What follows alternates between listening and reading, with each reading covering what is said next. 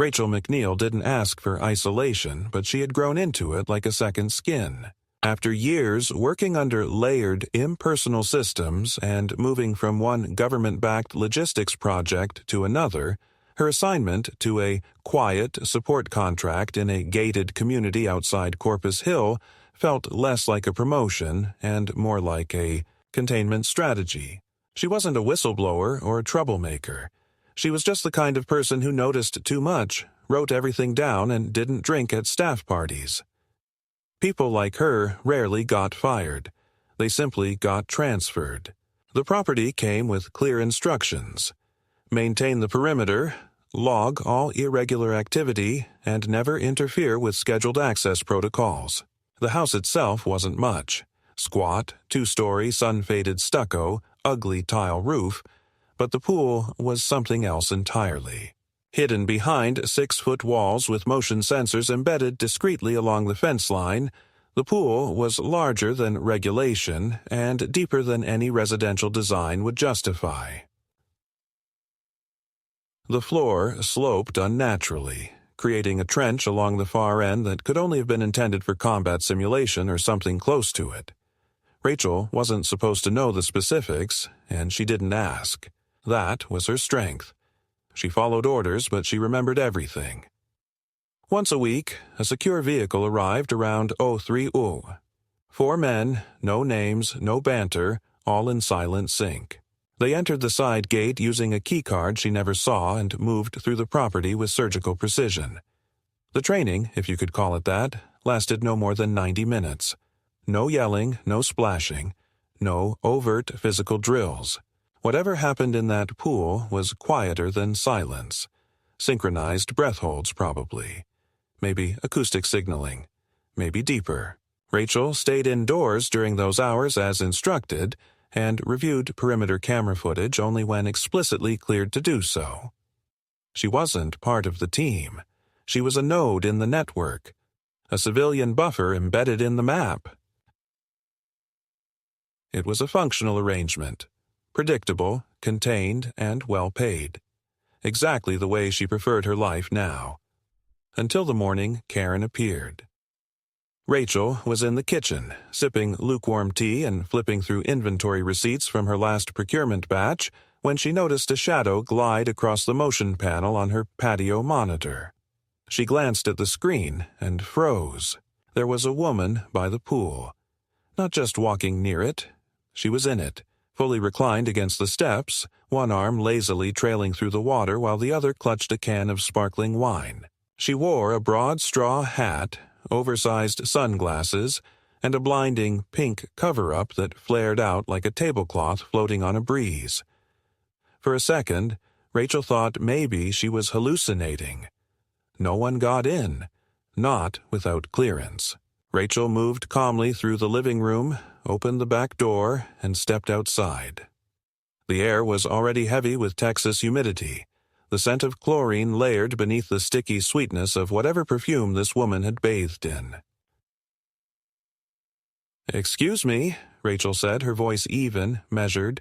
"You're on restricted property." The woman looked up, startled but only slightly. "Oh, hi," she chirped. "You must be Rachel. I've heard about you. I'm Karen. I live 2 houses up. I saw the gate was open this morning, and it's such a scorcher, I figured. Why not?" She gestured to the water with her wine can. "I mean, it's just sitting here, right?"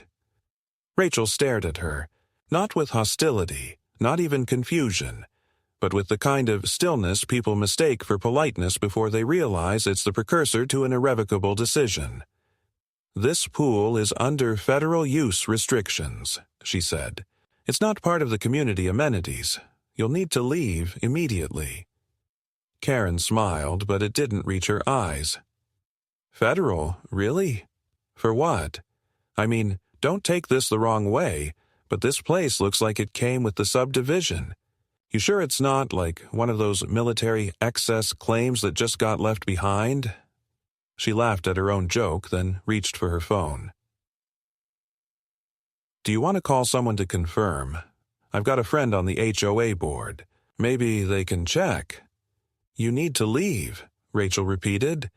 She didn't raise her voice. She didn't need to. Karen's smile flattened. All right. Don't get your wires crossed. She stood, slowly, lifting herself from the water with exaggerated dignity. As she collected her tote bag and towel, she muttered just loudly enough for Rachel to hear. Ridiculous. It's a pool, not a missile silo. Rachel didn't reply. She waited until Karen exited the yard through the side gate, which had been left unlocked, Rachel now realized, most likely due to a recent maintenance check that hadn't reset the locking mechanism. She made a note to inspect the latch and emailed a short report to the contract coordinator. Unauthorized civilian access recorded. No damage. Identity, neighbor, female, approx. 55 60. White, tan, short blonde bob. First name Karen, claimed. Verbal warning issued. Suggest locking mechanism inspection before next op window. The coordinator responded within 4 minutes. Copy. Do not engage further. Site integrity protocols under review. Rachel moved on. The job wasn't about confrontation. It was about precision and procedure. But something about the woman lingered. Her casual entitlement, the way she dismissed Rachel's warnings with passive-aggressive smiles, how she invoked the local board like a school principal backing up a playground tattletale. Rachel didn't fear her. She just didn't trust her, and that was enough. 2 days passed. On the 3rd, Rachel found a flyer shoved into her mailbox. It was amateurish. A Word document printed in grayscale with clip art of children playing in a pool and a large heading. Why is our neighborhood pool locked to residents? Below that was a bulleted list of concerns, clearly written by someone, guessing wildly. Phrases like mysterious male activity after dark, possible chemical use, and public safety at risk appeared with underlined urgency. At the bottom, in all caps, if this is public property, why is it off limits? You'll join us at the next board meeting. Demand transparency. Rachel closed the mailbox, carried the flyer inside, and added it to her archive folder.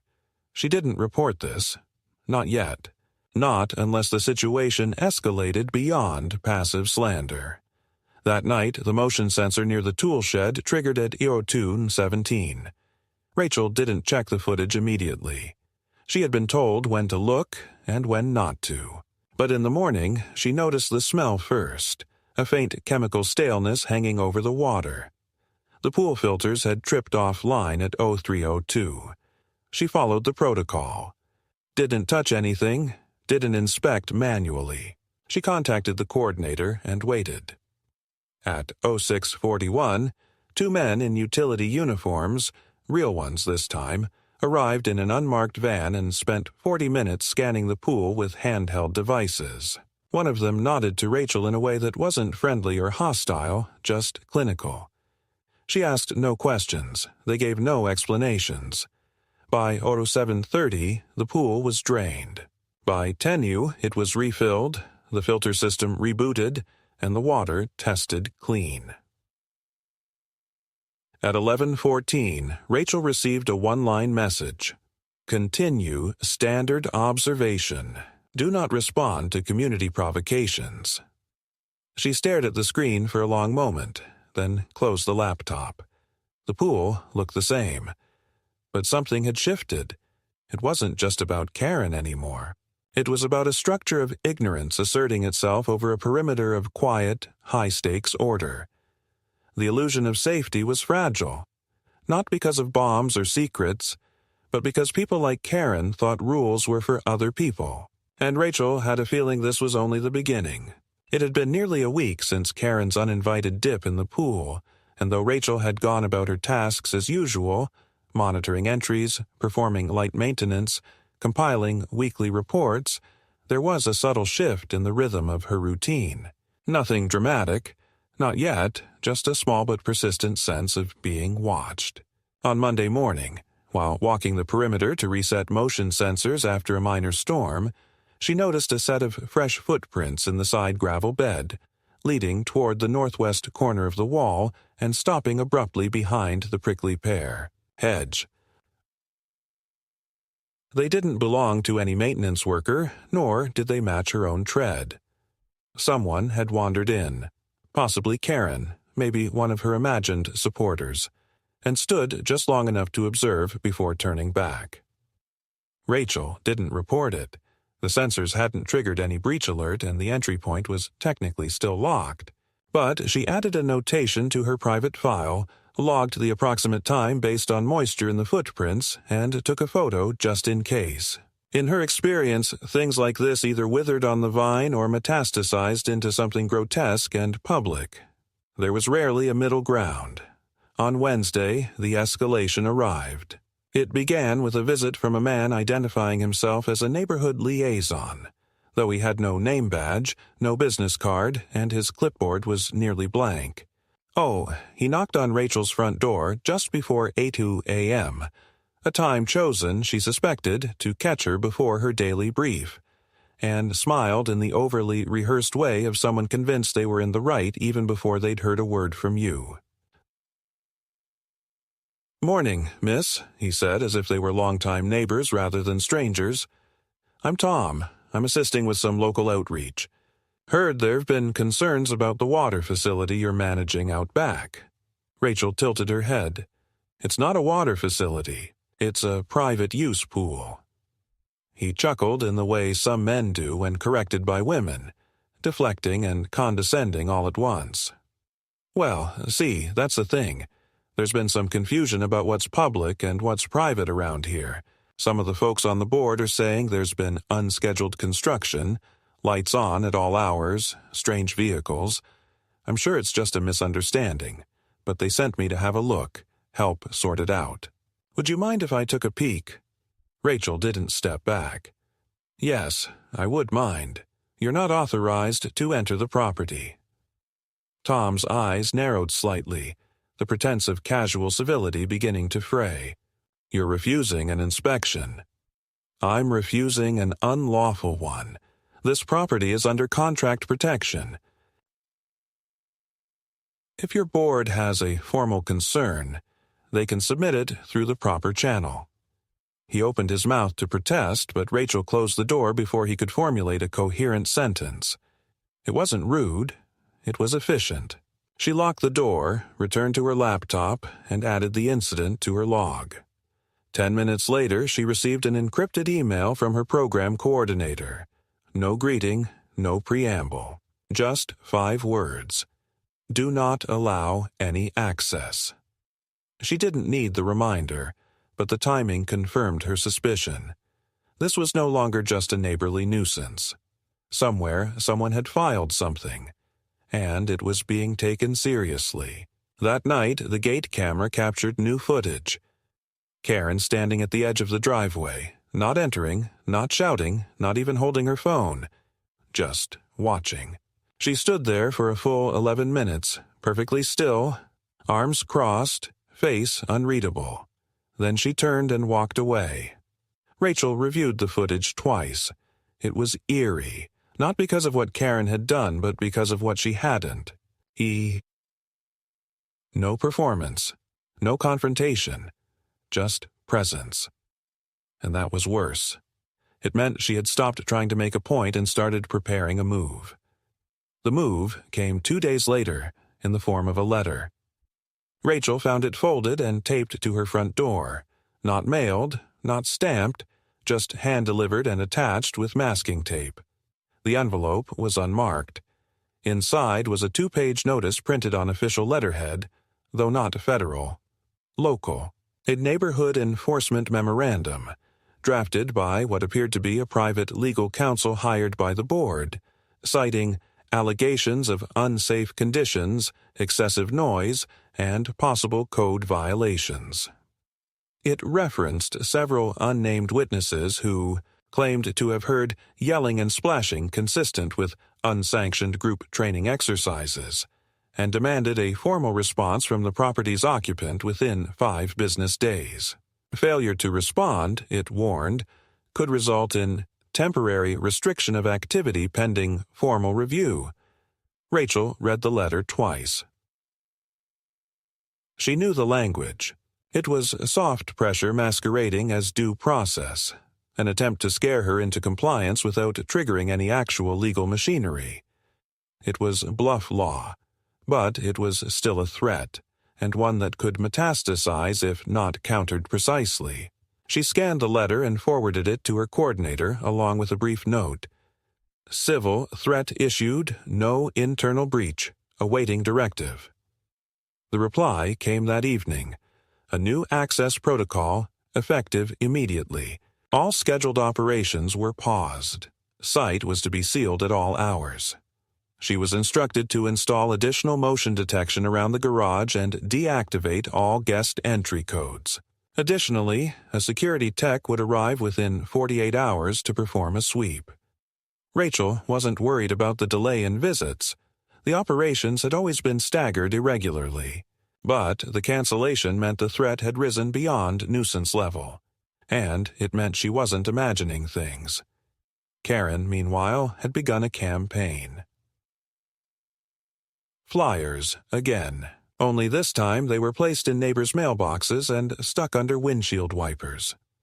The language was more aggressive now. Why is military training happening next door? Who approved this? Who's watching our children while this goes on? The use of children was intentional, emotional, effective. Rachel saw one of the flyers on her own windshield, left while she was in the market. The implication wasn't subtle. Karen knew where she parked, how long she was gone, and felt comfortable enough to leave a message. It was petty intimidation, but beneath it was a deeper assumption that Rachel would eventually back down, retreat under pressure, relocate, hand over the quiet to the loudest voice. But Rachel didn't retreat. She documented, quietly, thoroughly, without emotion. She updated her logs, took screenshots of digital flyers circulating on the community message board, and created a backup of the footage from the week's activity. She didn't make speeches or warn Karen or post defensive statements. She followed the only rule she had never broken: never respond to a provocation emotionally, only structurally. Still, the damage was starting to show. A neighbor she barely knew stopped her on the street to ask, voice low and nervous, "Are you doing drills or something? My dog's been acting weird at night." Another neighbor posted a vague complaint about military types and unregistered operations on the community forum. And through it all, Karen continued her slow, methodical character assassination. Not through shouting matches, but through implication, planted language, vague statements with plausible deniability. On Sunday morning, the final confirmation arrived. Rachel woke up to find the side gate had been pried open sometime during the night. No forced entry. The lock was cleanly picked or slipped with a tool.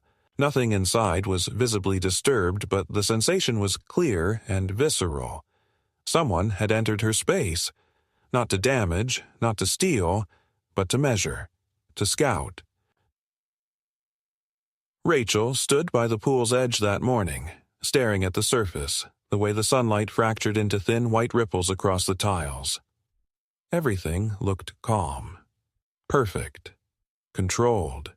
But she knew, with the certainty of someone trained to recognize patterns, that the pressure was no longer passive. It was a campaign now.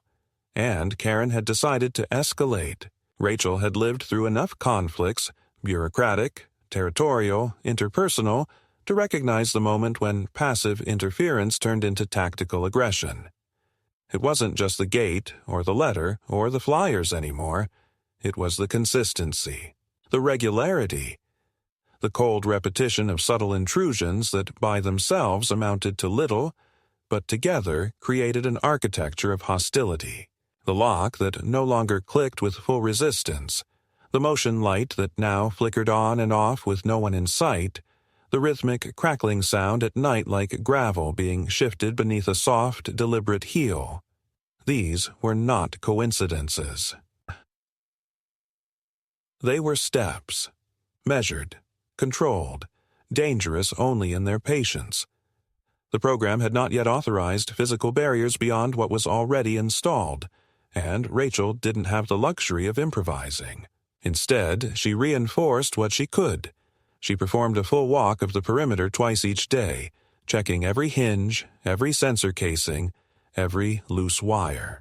She cataloged new scratches on the utility panel, a patch of disturbed dirt near the northwest camera post, and a rusted bolt found beside the shed that didn't belong to any known structure. She didn't dramatize any of it in her logs. She wasn't paranoid, and she wasn't going to give that impression, but she documented it all with the cold clarity of someone who knew what slow encirclement looked like. Inside, she maintained composure. Her kitchen remained sparse but orderly. Her desk cleared each evening, her reports filed with reliable punctuality. But psychologically, the encroachment was real. Her body responded before her mind did. Waking more often at slight sounds, finding tension in her jaw each morning, feeling her shoulder blades tighten at the sound of footsteps on concrete, even if they came from the sidewalk beyond the wall. She knew that her role in the contract was observation and compliance, not confrontation or intervention. But she also knew that those who maintained silence were often assumed to have nothing to defend. And that was a mistake. The following week, the first direct contact with Karen since the pool incident occurred not through words, but through action. Rachel returned from a hardware store run to find her driveway partially blocked by 2 folding lawn chairs and a canvas sun umbrella. Not on her driveway proper, but on the outer lip of the slope where her property line met the shared path. Karen and another woman, a slim brunette in tennis whites, were seated, legs crossed, each with a half-finished lemonade in hand, gazing idly at a small decorative fountain in the median. Rachel parked without expression, exited her vehicle, and walked past them in silence. She didn't look, didn't acknowledge, but she knew from peripheral vision that Karen had seen her arrive, that she was waiting for a reaction. The bait was as crude as it was deliberate, staking visible claim to shared ground, establishing symbolic occupation, the territorial dance of someone who believed presence could replace legality. That night, Rachel discovered someone had dumped a bag of grass clippings and food waste into her recycling bin, contaminating the entire contents. The act wasn't destructive, just inconvenient. But it forced her to take time to clean, resort, and prepare a complaint to the waste collection contractor, who, due to a recent change in provider, now required photo evidence for any report. She did what was necessary, kept her tone neutral, and forwarded it. Another entry for the file. Another incident to build the slow pile of inevitable proof. 2 days later, someone spray-painted a smiley face on the backside of her fence, not visible from the street, not visible even from most parts of her yard, just out of the way enough that it felt not like vandalism, but a message, a wink. She didn't scrub it. Didn't touch it. She documented, geotagged, and filed. The agency team arrived within 24 hours to photograph, scrape samples, and reinstall a newer, slimmer surveillance node in the same location. No words were exchanged. Rachel simply signed the chain of custody forms and let them do their work. Meanwhile, the pressure outside grew more visible. Karen was no longer acting alone. Several residents had begun echoing her rhetoric. One of them, a red-faced man named Bill who had previously only waved politely from his porch, now glared openly each time Rachel passed on foot. Another neighbor, a soft-spoken retiree named Linda, stopped returning Rachel's greetings entirely. The atmosphere had curdled. What had once been distant politeness had turned into collective suspicion. Not because of anything Rachel had done, but because of what she represented. Ambiguity. And that terrified people who needed the comfort of knowing what box to place others into. One evening, while Rachel reviewed footage on her secure console, she caught a brief, glitchy image. A figure crouched near the service panel of her outdoor breaker. It was just one frame, partially obscured by motion blur, but the silhouette was unmistakably male, tall, angular, with a hood drawn over the head. He didn't touch anything. He simply paused, then moved out of frame. No visible tools, no tampering, but Rachel knew that stance. She'd seen it overseas, civilians or opportunists, casing compounds with just enough distance to avoid prosecution, but with enough interest to suggest future intent. This time, she did escalate. She called the emergency liaison attached to the contract. Her voice was steady, her description precise. She answered their follow-up questions without embellishment. By morning, the team had dispatched a forensic technician, and Rachel was briefed on the upgraded response tier. Minor physical tampering would now trigger mandatory on-site response. She was not to engage. She was not to respond to further civilian complaints. If approached, she was to record, step back, and initiate silent alert protocols. But Karen did not slow down. She doubled her efforts. At the next community board gathering, she arrived early, passed out new flyers, and presented a document claiming that Rachel's pool violated architectural harmony standards. The phrase was nonsense. The house predated most of the current developments, but it didn't matter. The goal wasn't enforcement. It was erosion. Question by question, concern by concern, Karen was injecting fear into the fabric of the neighborhood. What are they hiding? Why are there armed men coming and going? Why is the water usage so high? Why can't we see inside? Why can't our children play in the pool like before? Rachel didn't attend the meetings. She wasn't obligated to. But she received transcripts from an observer embedded through the contract, and the tone was shifting from irritation to paranoia. One woman claimed her son had developed nosebleeds from the chemical vapors.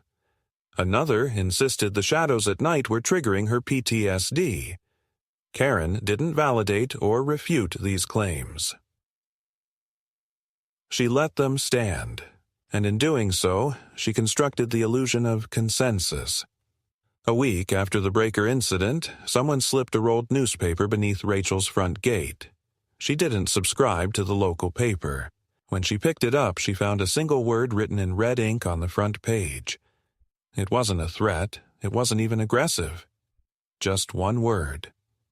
Why? Rachel stared at it for a long time. Not because she was intimidated. Not because she didn't know the answer, but because she recognized the tactic. It was rhetorical warfare, reverse burden. She, the one being harassed, was now expected to justify her presence. Her silence had been transformed into evidence, her discipline into suspicion, her refusal to gossip into proof of secrecy. She left the paper where it was, scanned it, and filed a supplemental report. No direct response. No deviation from protocol. That night she stood at the pool's edge again, watching the dark ripple gently under the security lights. It was still beautiful. Still functional, but no longer still. The surface was always moving now, always watched. She could feel it. The campaign wasn't random anymore. It was systematic, and it was only just beginning. Rachel had always believed that escalation was a choice, a reaction either born of fear or hubris, but never a necessity. Yet, as the patterns of intrusion became more refined, and the behaviors of her neighbors more synchronized, it became increasingly clear that her restraint was no longer interpreted as discipline. It was being read as submission. Not by the oversight agency, not by her internal command, but by the people around her. Ordinary civilians emboldened by group momentum, who mistook their proximity to the situation for knowledge of it. She had not retaliated. She had not protested. And so, in the absence of pushback, the community began to act as if the matter was already theirs to resolve. And that was when things stopped being annoying and started becoming dangerous. The event that finally reclassified the threat came, unsurprisingly, under the cover of civility. An envelope was hand-delivered, not taped, not jammed, but placed carefully in the slot of her secure mailbox. No threatening words, no sloppy handwriting, no anonymous scrawl. Instead, it bore the typed letterhead of a community mediation initiative inviting Rachel to attend a conflict harmonization discussion hosted at the clubhouse the following Thursday. The language was disarmingly neutral. "We understand there may be overlapping uses of shared property," the letter read, "and hope to reach clarity through constructive engagement." Rachel knew it was bait. It was not an official summons. It carried no legal weight, but declining would once again be interpreted as aloofness or defiance. And in a neighborhood where fear now operated under the thin veil of concern, perception mattered as much as fact. She didn't respond immediately. Instead, she forwarded a copy to her contract liaison and received instructions back that were less ambiguous than usual. Attend, if safe. Do not engage in specifics. Record all statements. The wording told her everything. Her presence was no longer optional, not because the agency expected conflict, but because optics now required it. The mission had shifted, if only slightly. She wasn't just monitoring operations. She was now part of the information loop herself. That changed everything. On the day of the meeting, she dressed precisely the way she always did. Plain, non-branded shirt, neat jeans, practical shoes. Nothing overtly tactical, nothing that could be spun as confrontational. She carried no bag, no folders, just a notepad and a pen. As she entered the clubhouse, she was greeted by the room's passive hostility. No overt stares, but glances that lingered too long. Chairs that shifted as she passed. The heavy silence of people preparing themselves to feel justified. Karen, of course, was already seated, flanked by two residents from adjacent streets and a man Rachel hadn't seen before. Early 50s, ruddy complexion, button-down shirt with too many pens in the pocket. "No."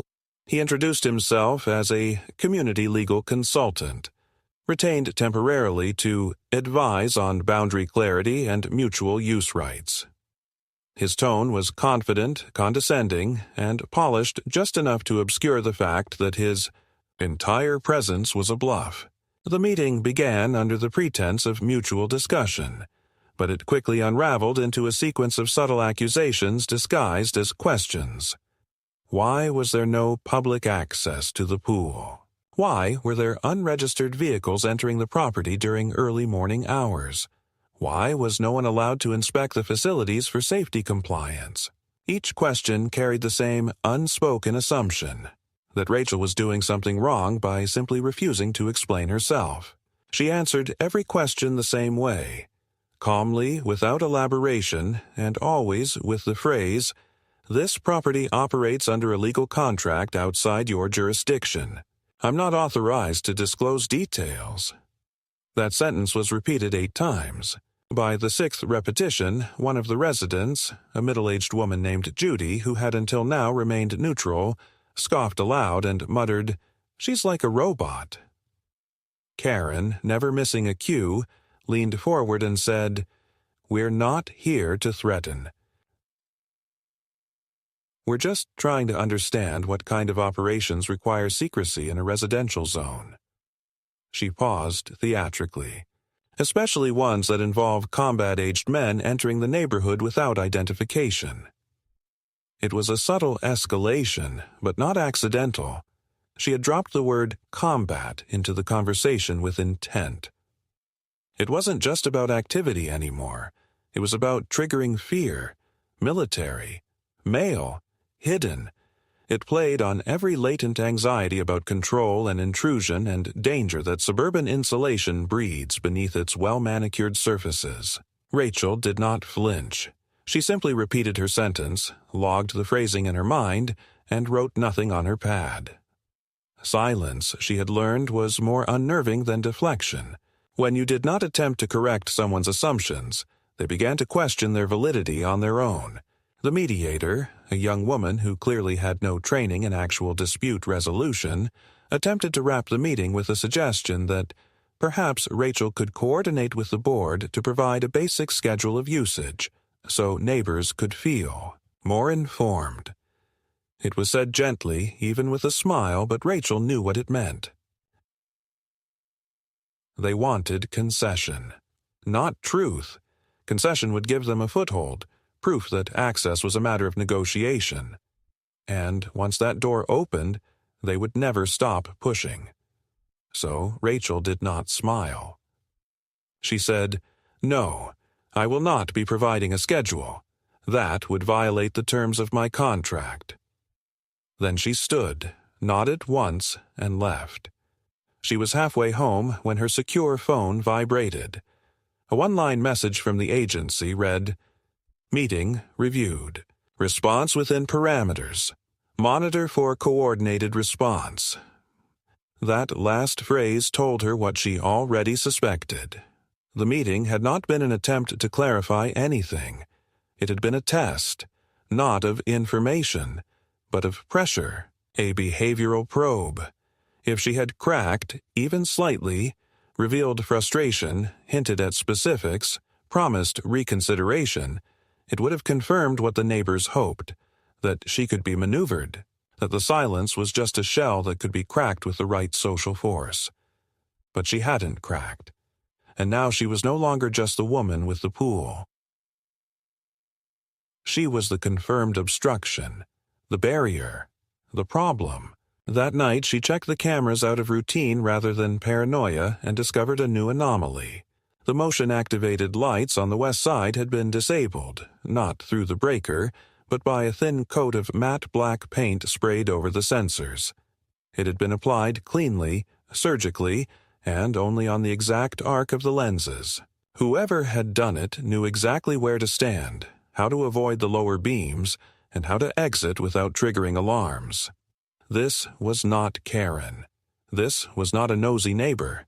This was someone else, and they had started acting under cover of the noise she had allowed to build. Rachel closed the feed, sent a coded alert, and began disabling every secondary access point to the house.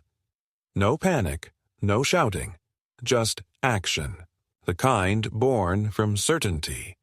She was no longer in the middle of a neighborhood conflict. She was in the middle of something far more coordinated and far more deliberate. The morning after the neighborhood meeting, Rachel turned off all non-essential alerts, locked out the secondary access protocols, and switched the camera system from automated motion reaction to manual override. Not because she distrusted the system, but because she no longer trusted the frame surrounding it. Too many things were starting to happen under the appearance of protocol. Polite visits, formal letters, mild administrative language hiding the sharp edges of real intrusion. The war wasn't one of legality. It was one of slow narrative corrosion, of whispered pressure and plausible accusations. And she knew from long experience that this kind of pressure never diffused itself. It had to be outlived, outlasted, or it would burst. 2 days later, her water was cut off. No warning, no scheduled maintenance, no sign of a municipal error. She had gone to rinse her hands and gotten a dry wheeze of air instead of a stream. She checked the taps, then the outdoor main line. The valve had been turned, not forcibly, but deliberately, cleanly, with the kind of attention a professional wouldn't waste on vandalism. The lock was removed, the panel untouched. Whoever had done it had known what they were doing. Ooh, she didn't touch it. She didn't call the local service. She didn't report anything to the neighborhood committee. Instead, she documented it in silence, recorded footage, time-stamped photos, video log with audible verification.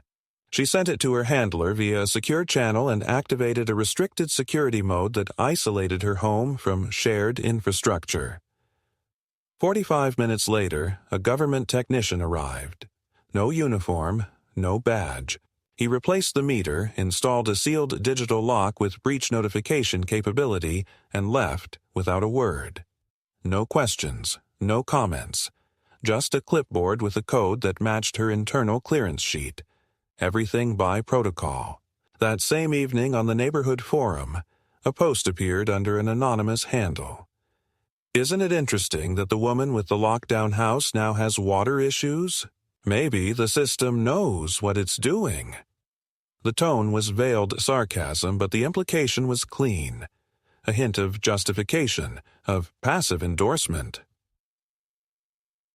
The comment thread exploded. Some residents expressed confusion, some concern, and some outright mockery. And, buried in the middle of it, a familiar voice, Karen, posting under her own name this time. Sometimes a system protects itself when people won't. That line stayed with Rachel longer than she expected. Not because it frightened her, but because it confirmed what she'd already felt in her bones. Karen had stopped believing in rules. She had moved fully into justification, and that made her more dangerous than ever. The following morning, Rachel found her exterior sign, the legal notice affirming federal contract status, ripped off.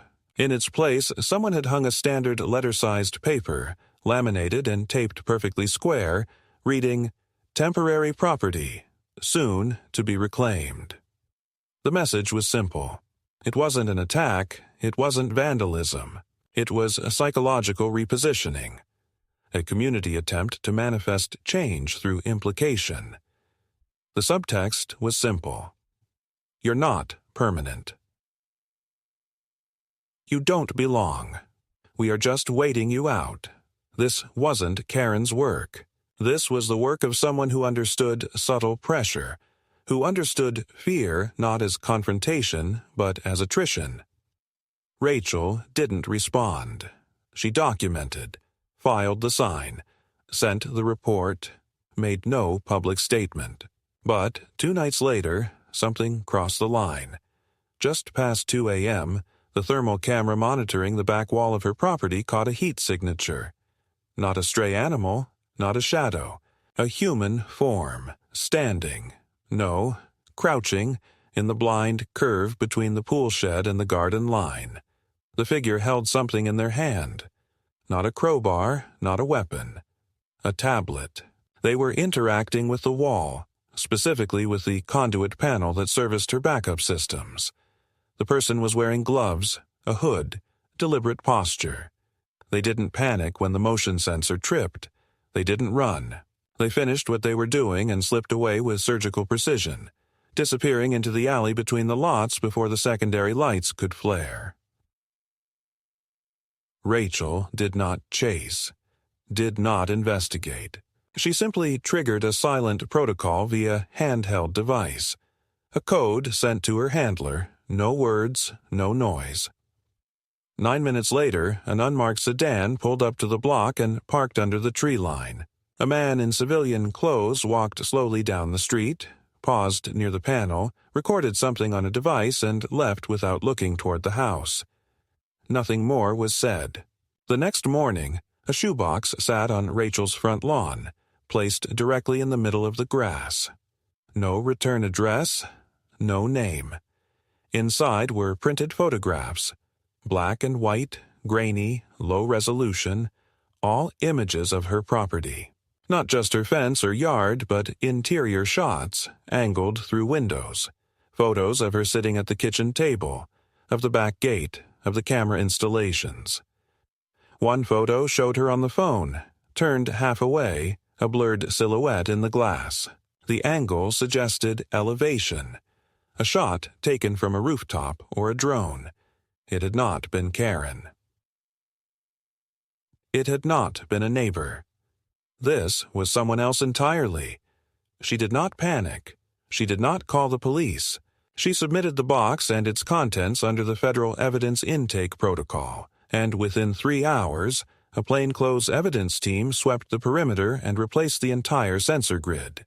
They didn't explain what they found. They didn't tell her what the threat profile was, but the fact that they showed up within hours told her enough. The program had been upgraded. Her location was now red-zoned for risk potential.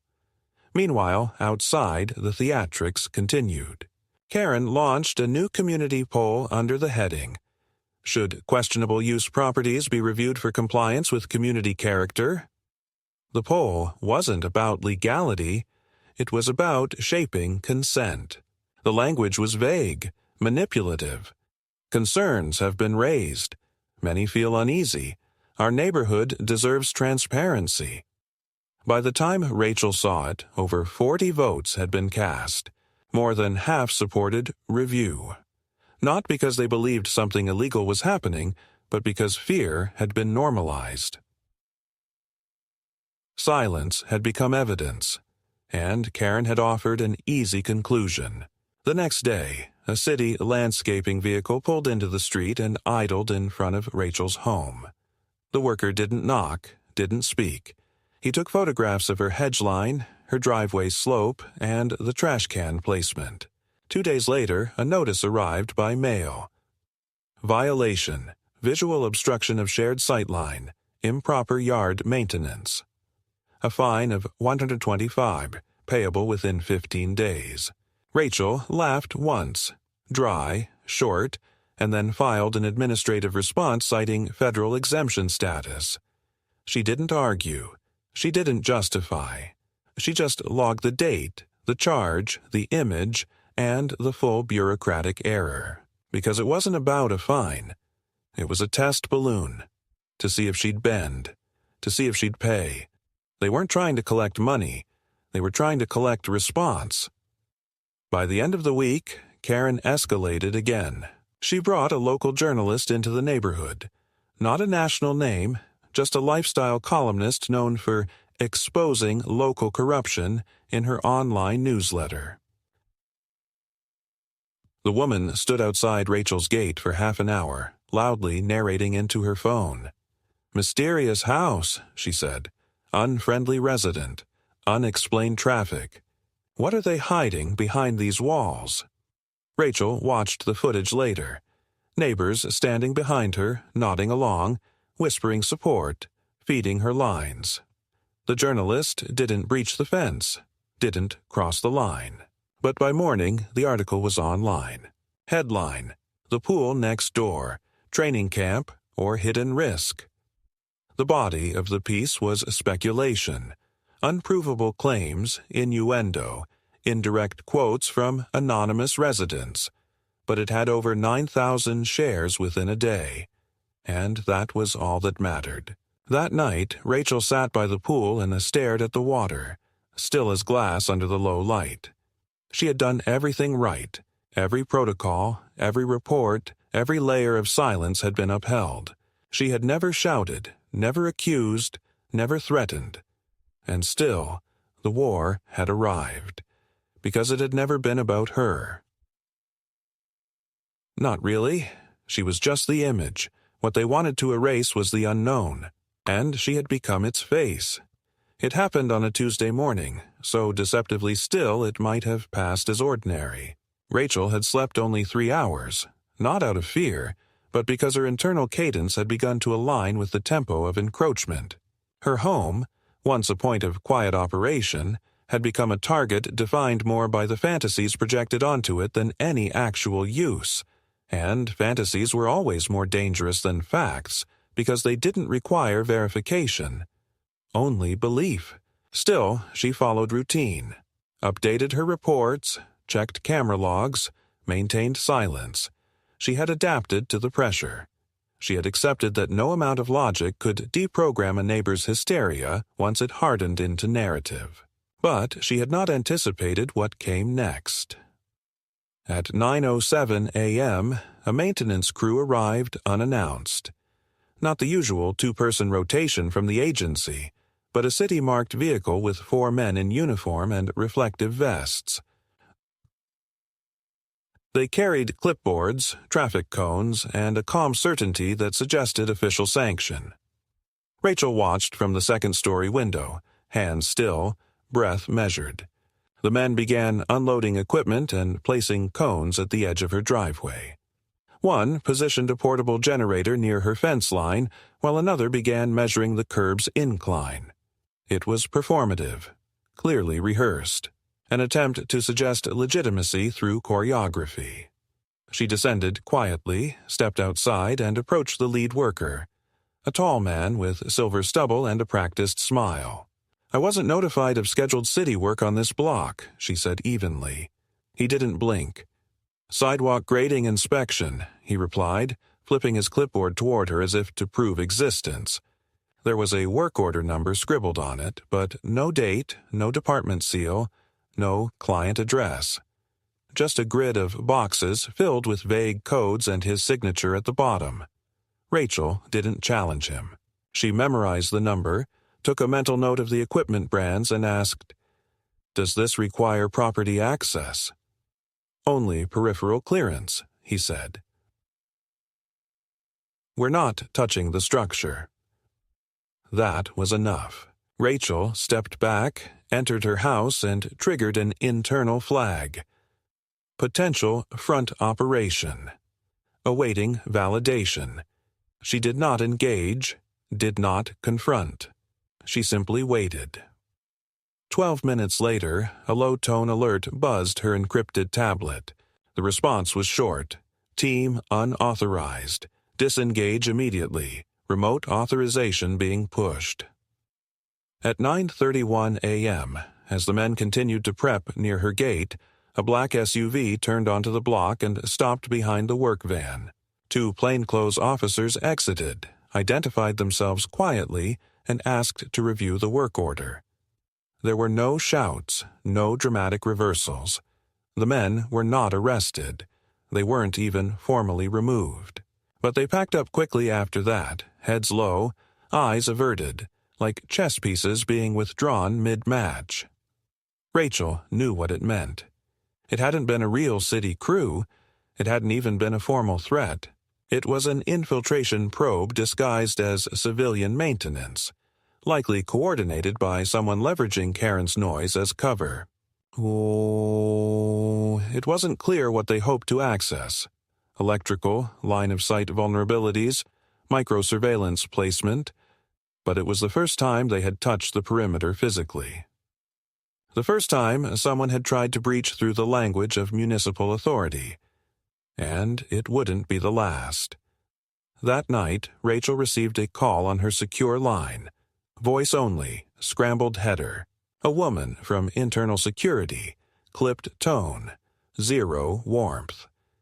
"You are authorized to activate Level 2 isolation if contact thresholds are crossed again. Continue to document. Do not signal confrontation. Let them reach." It wasn't reassurance. It was confirmation. They were watching the watchers now. And Rachel wasn't just the operator of a monitored property anymore. She was the containment line. 2 days passed in an uncanny calm. Karen hadn't been visible, and the forum had gone unusually quiet. No new threads, no reposts, just the digital echo of a group waiting for instructions. Rachel adjusted nothing. She let the tension build. Then, on Friday, the final provocation arrived. At 4:22 p.m., someone entered her yard. Not a random trespasser, not a curious teenager. Karen. She entered through the side gate, unforced, unbroken, as if she belonged there, dressed in her usual pastel leisure wear, sunglasses perched atop her head, and a clipboard in her hand. Rachel spotted her from the upstairs hall as she crossed onto the pool deck, looked around once, and then crouched beside the water. It was not a casual look. She was examining something. The filtration output unit, maybe, or the concealed intake box. She tapped the edge of the unit with a capped pen, scribbled a note, and then pulled out her phone. She took 3 photos. Not selfies. Evidence. Her own. Rachel didn't rush outside. She triggered the silent alarm, stepped back from the window, and prepared for interception. This time, the response came fast. 3 unmarked vehicles closed in from separate angles, quietly, efficiently. 2 agents entered through the side. No weapons drawn, no need. Karen didn't resist. She turned, startled, then adopted a smile too big for the situation. "Oh, I was just—" she began. They didn't let her finish. "You are unlawfully trespassing on restricted property under federal jurisdiction," one agent said flatly. "You are being detained for questioning. You are not under arrest. You will not speak until instructed." Karen's mouth fell open. She looked toward the house, searching for Rachel, but the windows were empty. No witnesses. No neighbors called out. The agents moved her calmly, without force, into the nearest vehicle. And then, silence again. Later that evening, Rachel received an update. Karen had been released without charges, as expected. But, during questioning, she had admitted that someone had told her the pool was being misused, that she was doing the community a favor. When asked who, she'd named no one specific, just a friend on the inside. It was enough. The agency launched a quiet audit, not of Karen, but of the entities feeding her just enough information to provoke action. Rachel wasn't told the results. She didn't need to be. By Monday, the post stopped, the flyers disappeared, the gossip dried up, and the pool remained. Quiet, untouched, as it was meant to be. The silence that followed was not peace, it was maintenance, the kind of ordered stillness that came not from resolution, but from saturation. The moment when all the noise had been expended and all the claims exhausted, leaving only the discomfort of consequence. Rachel didn't celebrate Karen's removal, nor did she treat the absence of confrontation as victory. She simply returned to the rhythm of precision, the architecture of repetition that had once been her only companion. But now, everything felt altered. Not because the house had changed, or the routine, or even the threats. It was Rachel herself. She had become something new, molded by the pressure, reshaped by the scrutiny, but not broken by it. The neighbors kept their distance. Not out of fear, but out of embarrassment. The spell had broken.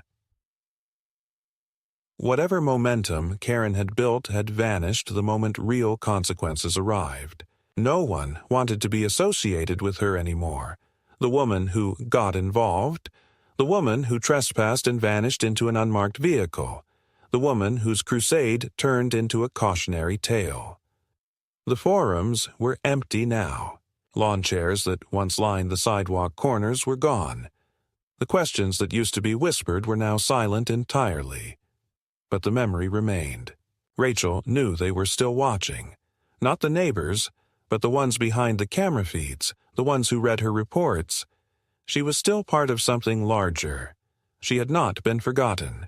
A month later, Rachel received a sealed envelope at her front door. Not federal. No return address. Inside was a single piece of paper, a printed photograph of the pool, taken from above, a drone's angle. In the photo, everything was still. The deck chairs perfectly aligned, the water a flat mirror. But in the corner, just barely visible, was Rachel herself, seated at the edge, staring forward without expression. On the back of the photo, one sentence had been written in blue ink. "We see what holds." She didn't report it. She filed it. She logged it. And she let it sit in the locked drawer alongside the other artifacts. The flyers, the threats, the image of herself from the kitchen window weeks ago. She had learned that not every signal required escalation. Some things were meant to remind, not provoke. And that was fine. She wasn't here to win a war. She was here to prevent one. The agency never issued a formal closure. They never said whether the probe that used Karen had been internal or foreign or just opportunistic. She was never briefed on the audit results, never told who the friend on the inside was, never given a name or even a region. But protocols were adjusted. Access thresholds were raised. 2 new encryption layers were installed on her reporting interface, and a third key, physical, analog, was issued by courier for manual overrides. They didn't explain why. They didn't have to. Rachel understood the rhythm by now. In her line of work, silence was always a message. One morning, as she made her first cup of tea and opened the side window, she noticed a small package leaning against the fence post. Inside it, a brand-new water flow sensor, commercial grade, and a note that read only, "Replace the old one." No signature, no instructions, just the assumption that she would comply. And she did. Not because she'd been ordered to, but because she respected the chain of quiet that had protected her this long. She trusted the silence more than she ever had the noise. And yet, even with the calm restored, Rachel didn't relax. Her house remained a fortress, her procedures unbroken. She continued to walk the perimeter twice a day, continued to log the sound of passing cars and record the exact minutes of mail delivery. Her reports remained thorough, perhaps even more so now, because she knew that this was never just about Karen, never just about the neighborhood. It had always been a testing ground, a lens, a stage, a proving site to see what cracked under pressure and what held. And she had held. She didn't need anyone to say it. They saw.